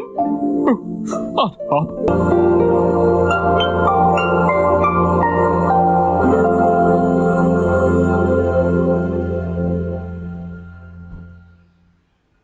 Buddy. Yeah. I could have sworn that music made me see things. I must have been the brown sauce. I heard there's some bad stuff going around. Buddy, I think you better play some music with rocks in. I'll be... And the world's spinning out of control. This is a life goodbye.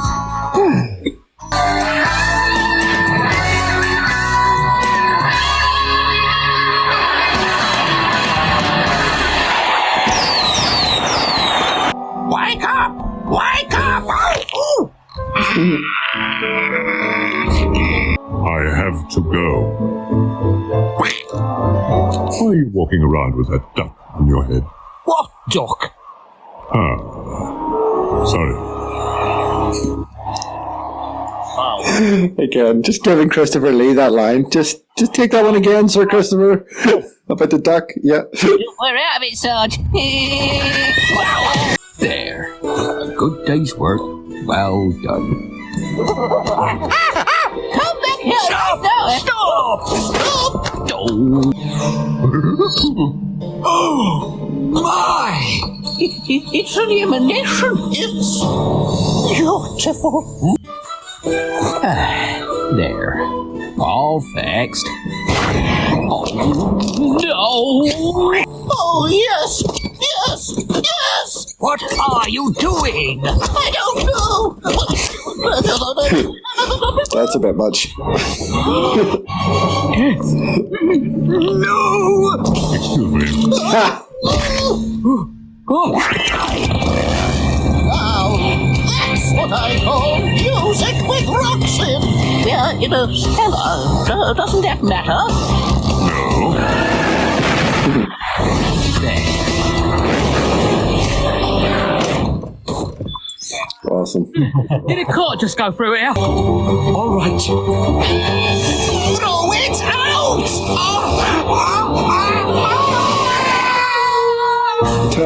Do it now! Buddy! I'll just get the money. Don't move! Be quiet! Buddy! Where are you? I'm okay. 1, 2. What? Who are you? I am the music. Live your life in a moment, and then live forever. Don't fade away. Just my luck to die. Just as I get rich. Goodbye. I can't stop it. No! Oh, back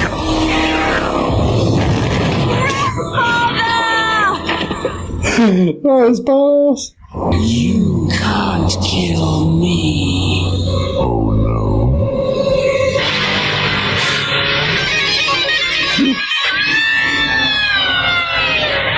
Enough. No, I cannot be silenced.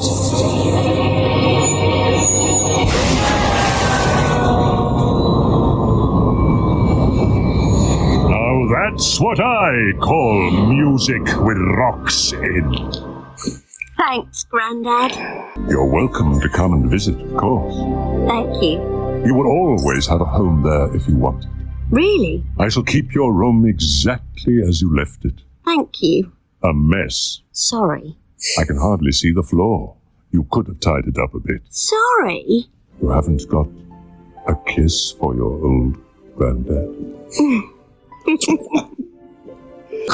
You've come to check out the new gardener's boy. What? You can't fool me, Susan Stowheelett. Look, there he is. Buddy. They say he's a druid. I could swear he's elvish. Very good. Very good. So, they stick the landing or what? Yeah, direction was just outstanding. This is right up there as one of my favorite Discworld adaptations. Definitely put it up with Hogfather, maybe the best. Probably not, but yeah, really hard to choose between the two of them. Not as strong a last part, but actually my problems with come from the source material. So the animation is really good at sticking to the source material and actually amplifying the effect of that. Mm-hmm. I don't know if this was an animation joke only, it was in the book, but along the front of the stage, you've got a big banner that says Dibbler on it, which I thought was a lovely touch. Yeah, it was nice. Yeah, not a lot of extra. Yeah, it's good you mentioned that. And there's, I think, Mr. Lemon has a tattoo that is revealed when his t-shirt gets pulled up. But other than those, there's not a lot of extra visual jokes, and I don't think that's any slight on the animators or the storyboarders. I think that it's just that there's a lot of comedy in the visual descriptions. There's a lot of comedy in the narration in Discworld anyway. So we were both chuckling away at those two little sort of desk toys in Death's room. Yeah. Fantastic. And I think all the way through this part, the big ones come with there's a lot of plot contrivances. So the one in the original that was the most stick out to me was the Arch-Chancellor having built this bike just at the right time for Death to come in and steal it. And the bike isn't really there for the rest of the story. It feels like this should be a checkup gun thing, that it should be underway at the start of a story or built throughout it rather than just appearing in the final. Yeah, it is very, very slightly, and it's not.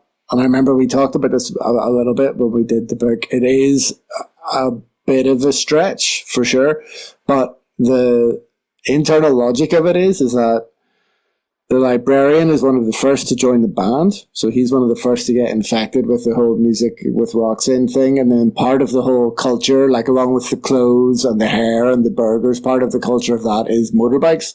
So he goes from playing the piano to building the motorbike, and he's in every episode like stealing things. And so the contrivance is that then, it's meant to be this kind of little like D-story runner, like what is he building? And then the payoff is it's a motorbike, and it's like Bat Out of Hell, heavy metal. And I agree, I completely agree that the setup of it is thin, but because the payoff is so good, you kind of go, okay, I'll give you that one. It was just about enough. You did just about enough to make that work, but for such a good payoff, you're going to forgive it. Because then you get Death riding the motorbike and playing guitar at the end. So yeah, I do agree. It's thin, but it is equally thin in the book from what I recall. So and that's a much harder piece of backstory to keep alive in the animation than it would be on the page as well. And then again, pretty faithful to that. Just about kept it alive. There's another decision that I felt it was a contrivance when I was making notes, but look at it now, I'm not sure where the problem actually is. So we get the big finale sort of with the body and band nearly going off the end of the cliff, paralleling with Susan's parents, and they're sort of saving themselves. Seems like a bit of a contrivance, but I don't know. Is it not? I read that aloud. I'm not sure. Maybe this was a note I read. How it plays out on screen feels much more animated, of course, but like really cartoonish and Scooby-Doo-ish. Yeah, it's a difficult set piece to animate, and it's a lot of money being spent on those 3D effects for the music when the music comes alive and stuff, and also just some things you can kind of hand wave away on the page where like two trolls and two humans all sitting on the back of one horse, and yes, it's a magical horse, it's Pinky, but when you have to draw that, you have to put that on screen. It looks a little strange.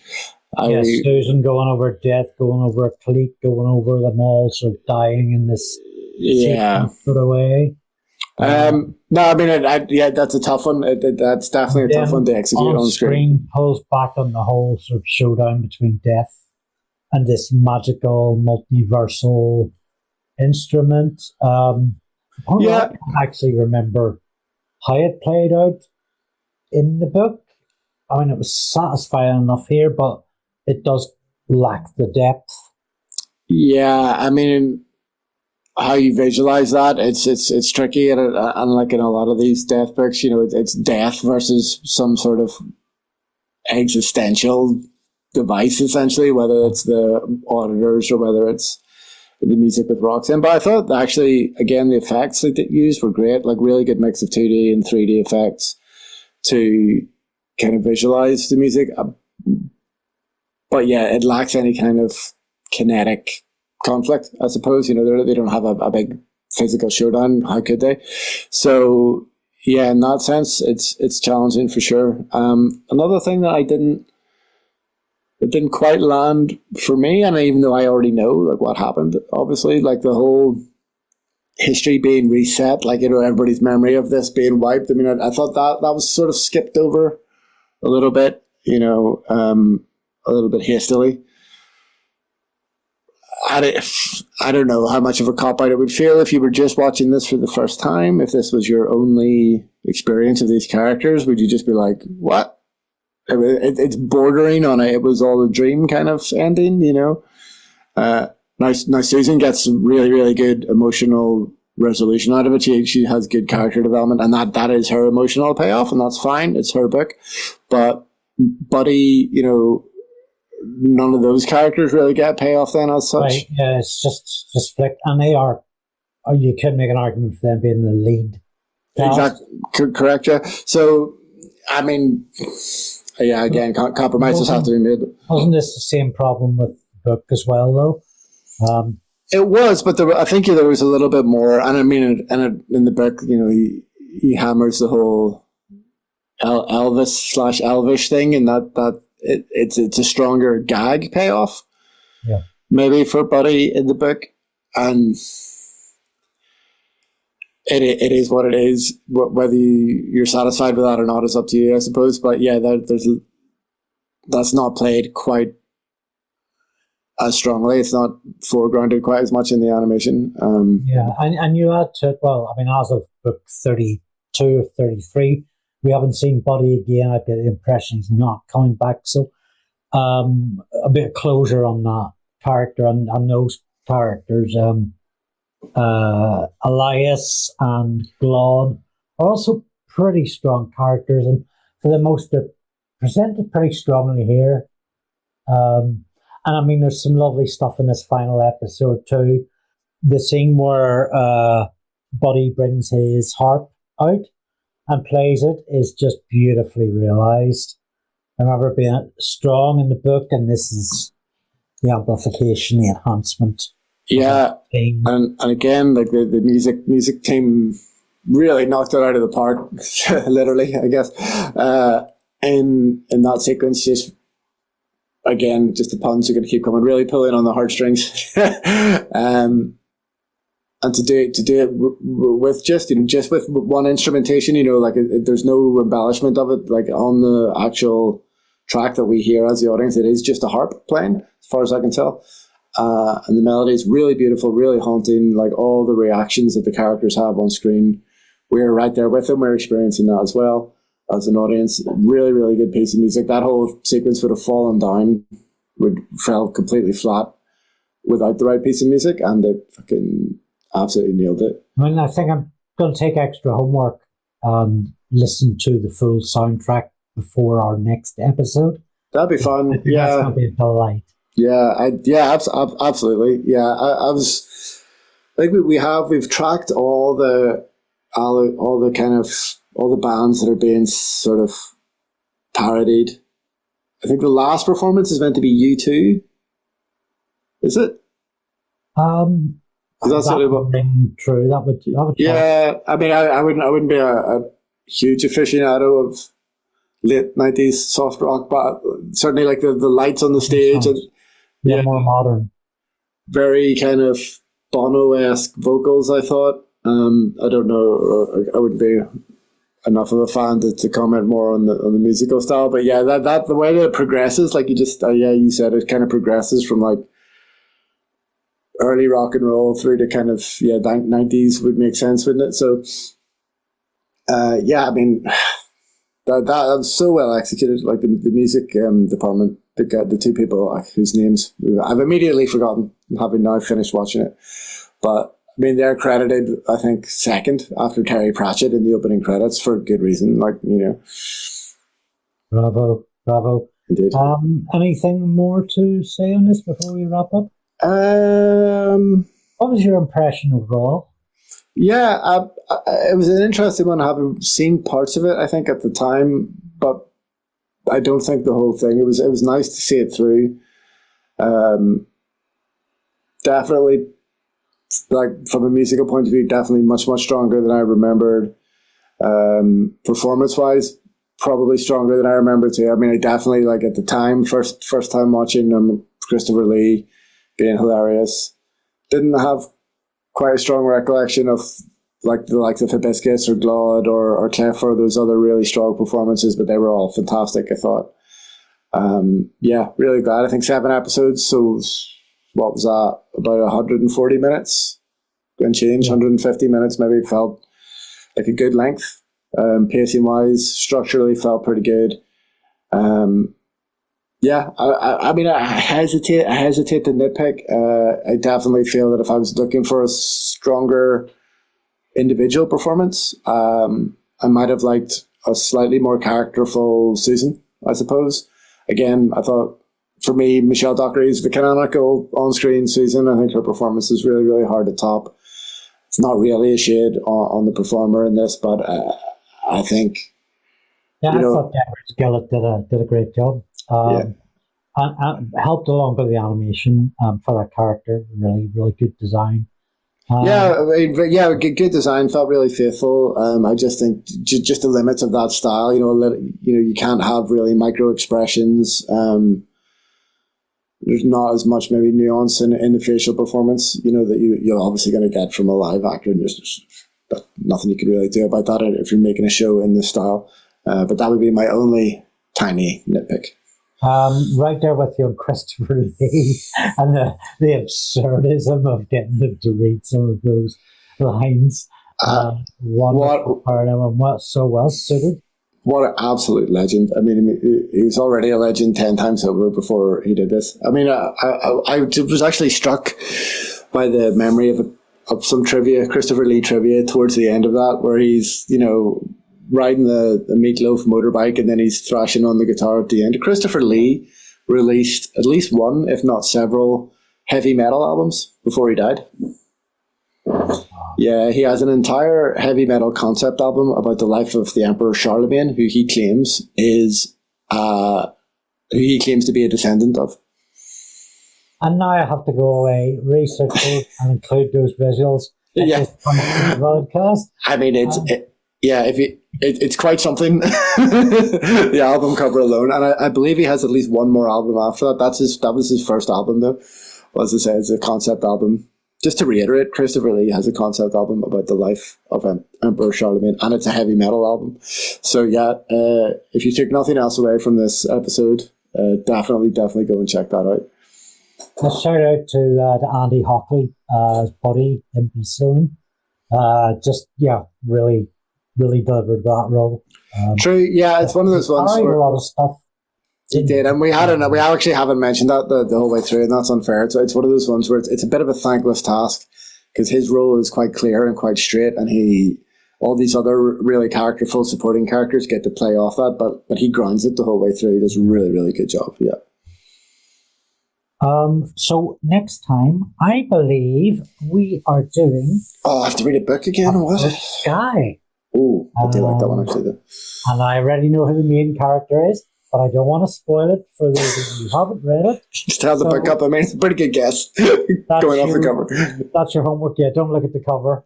Oh goodness, yeah, the characters on the cover. I'm gonna do a quick thank you to my patrons. Sonia, Andree, Richard Huang, Andrew Bolster, Donal, Fallon, Alexia, Amanda Rodriguez, Shell, Dave Cromie, Matt Saunders, Alan Rowell, Benjamin Stone, Arsalan, Haider, Ali, Katie Marshall, Bryce, Goodall, actually Sonia Thury, and also Ian Lawther, who goes halvers on the Zoom bill, which allows us to do this. Thank you. Do you want to have you anything to plug? I just want to say a big thank you to Series Fest. I know we've mentioned them a couple of times. I've had some work play there before. This year, Owen and I were honoured to receive the Creative Diversity Award from Series Fest. So they're going to give us a few pennies to make a short film based on a script with a diverse cast that will hopefully be playing at Series Fest 2027. The working title at the moment is Careless. That's likely to change.